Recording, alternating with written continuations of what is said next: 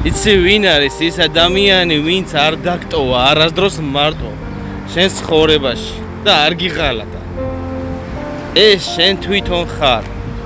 შენ იღვიძებდი ყოველ დილით შენს თავთან ერთად და ყოველ საღამოს შენს თავთან ერთად იძინებდი.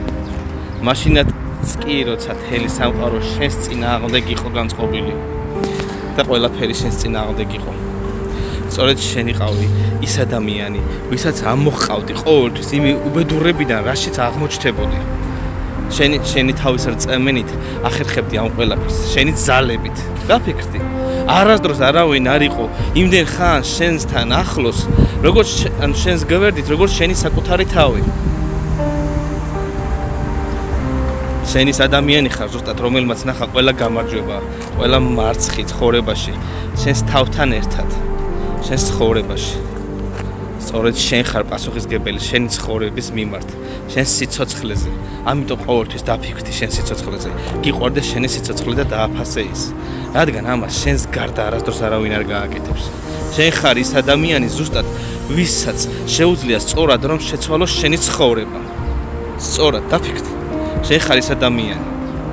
არ დაანებო შიშს და ეჭვებს რომ გიკარნახოს რა გააკეთო ცხოვრებაში. ყოველთვის მიენდე გულს და ინსტინქტებს. ყოველთვის. შენ შეგიძლია ყველაფერი. შენ შეგიძლია ამოიყვანო თავი ყველა სიტუაციიდან, ყველა მდგომარეობიდან, ყველა სირთულიდან. ცხოვრება არის ბრძოლა. ყველა დღე გაღვიძება. უკვე რო გაახეთ თვალს და ლოგინიდან რო უნდა ადგეთ, თუნდაც ისიც ბრძოლა არის.